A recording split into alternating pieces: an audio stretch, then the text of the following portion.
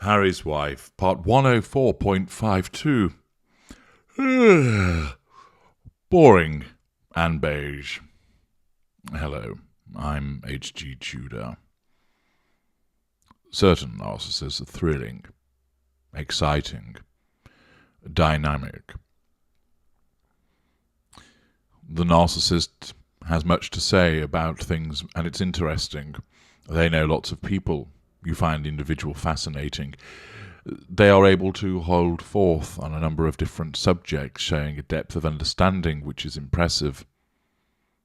The individual is charming, magnetic, turns heads, knows what people like, may well exhibit a wicked sense of humour, a cheeky grin, an enticing wink. Certain narcissists are exciting to be around. Always something happening. Sometimes, of course, it's repeated dramas, but with others, particularly in the golden period, you get all of the mystery, the excitement, the connections, the places the narcissist has been to, the places the narcissist wants to take you to, a substantial world experience. The individual is perhaps a polymath, having such understanding of a variety of different subjects, and all of that is extremely enticing.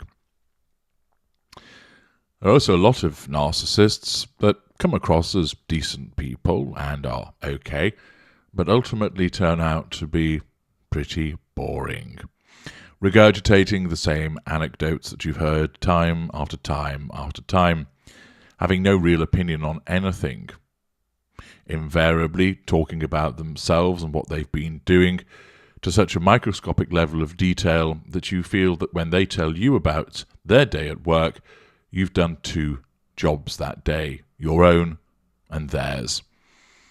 You try to listen and take an interest, but you find yourself gazing off into the distance as their monotone drone sends you into a catatonic state. Many narcissists believe that they are fascinating creatures, and as explained in parts past him, think that everybody likes them, everybody loves them, everybody wants to speak to them, everybody wants to sleep with them. The narcissist believes that those individuals want nothing more than to be around them because they are fascinating, that when they hold forth upon the habits of a mushroom in a particular environment, everybody wants to listen to what they have to say about that topic. They go over the same stuff, the same anecdotes are provided, the same events in their life are provided, and they were never that exciting the first time around. Harry's Wife falls fairly and squarely within the position of a boring narcissist. Her only interest, really, is the prominence of her behaviours which allows us to dissect them and utilise her as an excellent teaching tool. But as a person, can you imagine living with her? Putting up with the tantrums, the self-obsessed approaches, the talking about herself incessantly when there's not a lot actually to really talk about. The way that everything is so important, that everything she lives has to be recounted in that pseudo-breathy voice that she's recently adopted. Moreover, treated to those events, both manufactured and actual, that have occurred in her past, being regurgitated again. And we have a classic example of this, where she demonstrates how boring and beige she is, in an article from The Express by Sophie McCabe. It starts off, Harry's wife admitted she starts swearing when feeling cheeky after a couple of drinks. Woo, what an edgelord. Now, this Express article is from back in July, but it does provide us with useful insight with regard to how dull she is. It talks about the fact that they are going to attend the United Nations General Assembly, which has been dealt in parts passim, and the fact that she voiced her views on the US Supreme Court decision to overturn the Roe versus Wade ruling. And it makes reference the Gloria Steinem conversation that she had, which doesn't appear to have actually led anywhere. But then we get the regurgitation of the anodyne nonsense. Before being thrust into the royal spotlight, The 40-year-old, as she was back then, was a star in her own right, thanks to her role as Rachel Zane in the legal drama Suits. Yes, it's been brought up again. However, once she became a member of the royal family, Harry's wife was unable to continue as an actress and pursue her activist interests. She also had to shut down her relatively successful lifestyle and beauty website, The Tig, which perhaps divulged too much personal information for a future royal. One entry detailed Harry's wife's recurring New Year's resolutions, which included attempting to stop biting her nails. Wow, imagine being so self-obsessed that you think relaying this information is interesting to your readers. Run a marathon. Ooh, nobody else has done that. And relearn French. Oh, well, she brought that anecdote up again. But the former Hollywood, she never was, actress also revealed that she starts swearing after a couple of drinks. I wonder if she uses the B word that she said that she doesn't use. On New Year's Day 2016, bringing up the past, Harry's wife wrote, "Run a marathon, stop biting my nails, stop swearing, relearn French." These make my New Year's resolution list nearly, aka actually every single year. She is so boring, she can't actually bring up New Year's resolutions. Imagine being that industrial beige. It goes on. The marathon hasn't happened. The swearing comes in lulls, triggered by being overworked or feeling mighty cheeky after a couple of drinks. The Duchess then deemed the habit unladylike, but went on to say she would not be setting any resolutions for the upcoming year. Gosh, well, that's a relief, isn't it? She wrote, "This year, I resolved to not have a resolution." Wow, again, such groundbreaking observations. If I can't run a marathon, that's okay. I'm getting older, my knees are bothering me. Well, I should imagine that your knees are bothering because they're usually strangers to one another because they're normally so far apart. If it takes me a couple more years to lock down that French tutor and nail the language, j'adore, oh so much, that's cool too. Look, you studied French in high school like millions of other people. You're not special. My nails will be fine, and if I toss out a four-letter word once in a blue moon, well, frankly, I think it adds character.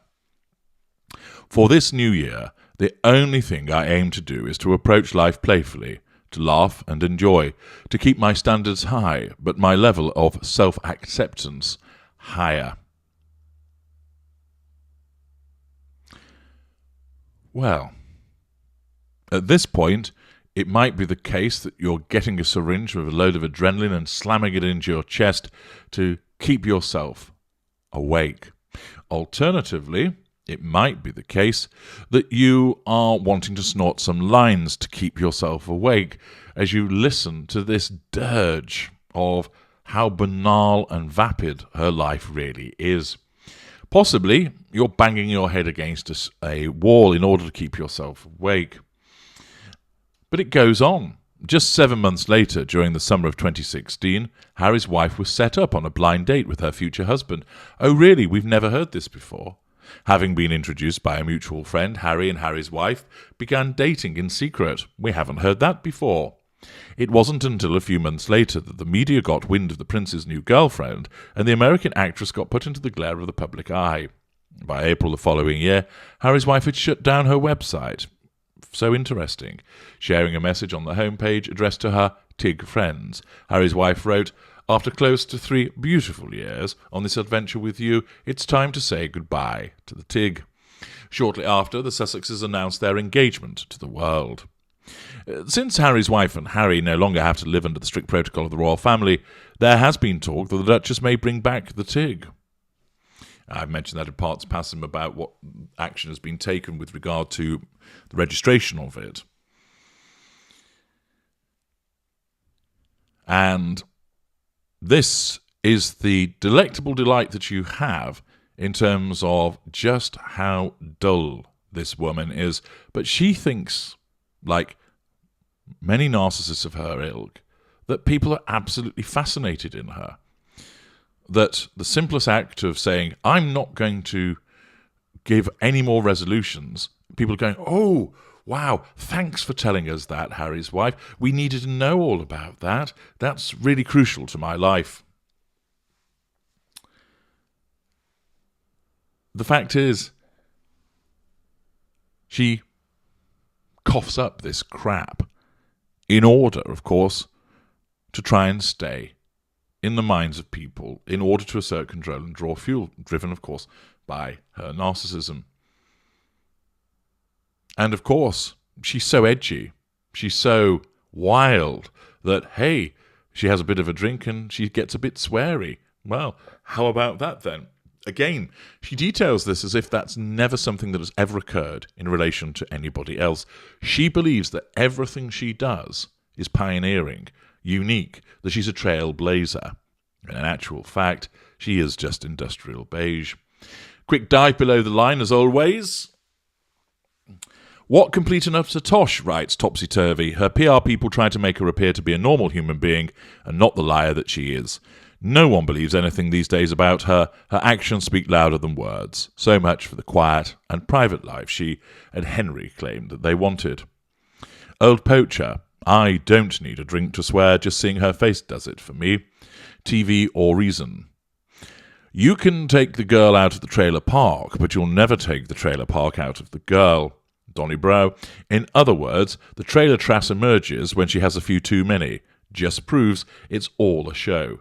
The Tigwit replies to that comes from all those years of hooking. Albertine reverts back to her origins. Men here, so Harry's wife admits to being foul-mouthed drunk. Nice. Susie Q 700, I bet Harry gets it in the neck all the time whether she's drunk or not.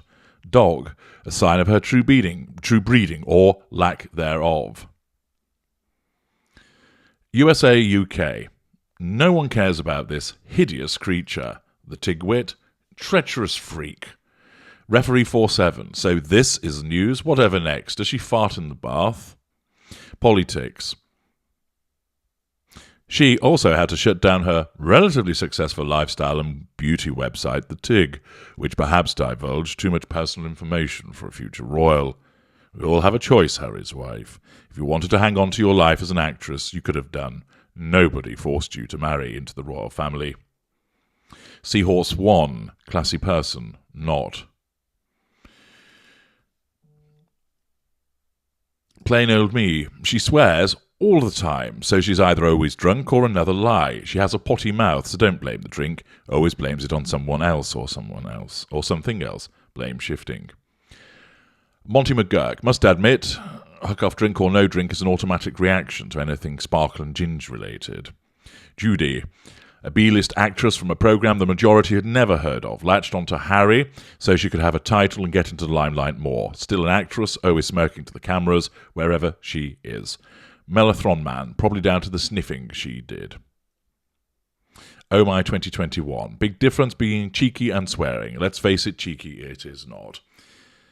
Nobody's convinced by this. They see her as unpleasant, a potty mouth, and boring.